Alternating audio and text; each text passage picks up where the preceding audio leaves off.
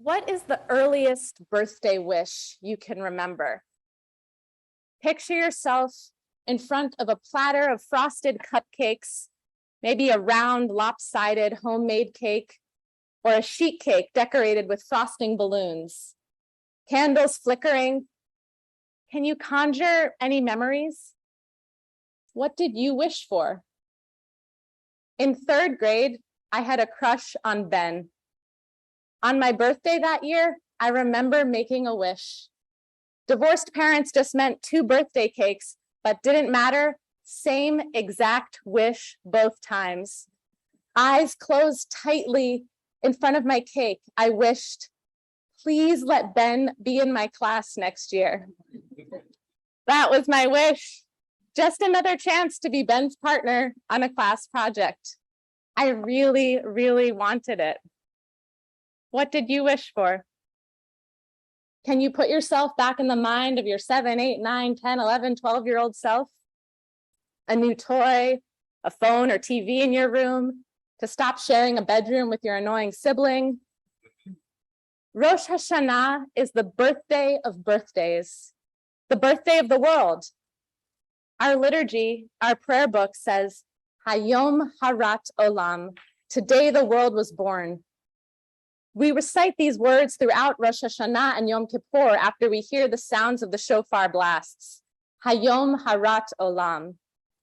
On a birthday, surrounded by friends or loved ones, voices joining together on key, or in the case of my extended family, proudly off key, we sing the familiar happy birthday refrain. The happy birthday song signals to us and anyone lucky to be within earshot that a birthday is at hand. Then, in the presence of others, the birthday person makes their wish.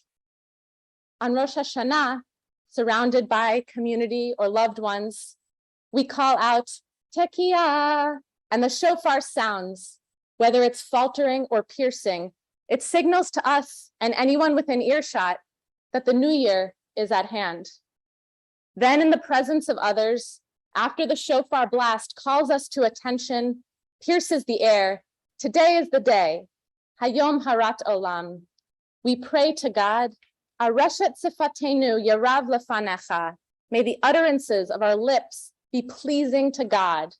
We ask God on Hayom Harat Olam, on this day that the world was born, to show us mercy, graciousness, and fair judgment as we reveal to God and perhaps reveal to ourselves our deepest hopes for the year ahead. What are we doing when we sit here and pray together, if not standing together as if before a giant birthday cake for the world, praying, wishing for the world that we want to see, for the lives that we hope we will lead? Are our birthday wishes really any different from prayer?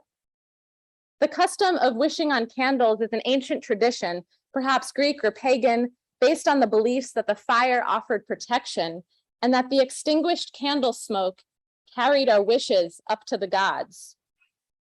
Our prayer services that are filled with pre-written prayers. Zachrenu lechaim, remember us for life. The Sefer Chaim Baracha v'Shalom, in the book of life, blessing, shalom, prosperity, may we be remembered and written before you. Avinu Malkeinu that we just recited, our sovereign, our king, deal charitably and kindly with us. A few weeks ago, as part of my personal preparation for the high holidays, I attended a retreat with other rabbis-to-be and other Jewish professionals. After lunch, I joined a short workshop about God. My colleagues and I were challenged to do a fill-in-the-blank exercise. The prompt was, I want God to fill in the blank. For 3 minutes straight, I filled in the blank, while a colleague listening responded to each of my wishes, may it be so. It seems easy, 3 minutes to list anything we wish God to do.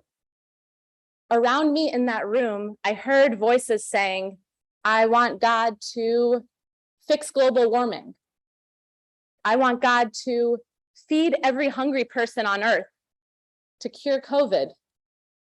If as a third grader, I was mostly focused on a secret crush, Today, I echo loudly, may it be so, to these wishes to heal our planet, to nourish every person, to be free of disease. But I couldn't quite get myself to say it. The God I believe in isn't going to blow a cold wind across the earth, refreezing the glaciers, run a sieve through the seas to sift plastics out of the ocean, or manifest a prepared dinner in front of the millions and millions of hungry people across the globe. I wish for these things, but I cannot in full earnest and integrity pray to God to do them.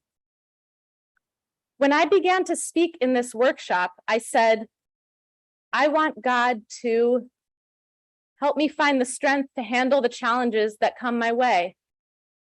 May it be so, my colleague answered. I want God to guide me as I attempt to raise my child and my child to be in this beautiful and complex world. May it be so, my colleague replied. When there are only shades of gray, I want God to help me discern right from wrong. I want God to point me towards the good. May it be so. It was then that I understood a difference between wishes and prayers. Wishes rely on that magic that if we close our eyes and release a puff of air toward the candles, not those candles, that our hopes might come to be. But I see prayers, on the other hand, as a partnership. They're a partnership between all of us here in the sanctuary and at home on Zoom and YouTube, and they are a partnership between us and God. On Rosh Hashanah and Yom Kippur, we recite many of our prayers in the third person plural, using we or us. Zochreinu l'chaim, remember us, inscribe us, may our prayers be heard. It's not easy to pause our lives and spend a day or two or three praying for forgiveness, to face our own wrongs and ask for God's compassion in spite of our mistakes. To ease the burden of that challenge, we pray as a collective. Whether you are here in person or joining remotely from your home, you are praying alongside Jews all over the world. Prayers are a partnership between all of us here today. Prayers also require action. They take work. As we pray to be written in the book of life, we know that prayer comes with the challenge in front of us. What are we willing to do to make that happen? What commitments do we need to keep? What changes do we need to make in our lives to help bring our own prayers to fruition? Prayers are also a partnership between us and God. Consider a prayer like the Misha Berach that we just recited, the prayer for healing. What is it that we are praying for when we recite these words, when we share aloud the names of our loved ones who are in need of healing? There are multitudes of ways that each of us might understand what it means to pray in partnership with God. When I recite the words of Misha Berach, when I lead a community in prayer, part of me is indeed standing in front of the candles, wishing God will just intervene and just make them better. But meanwhile, part of me acknowledges that not everyone can be healed. And I'm drawn to a particular word in the prayer Misha Berach, l'hachazikam, may they be strengthened. I interpret this to be saying, may those in need of healing and those who suffer alongside them find the inner strength to face each day.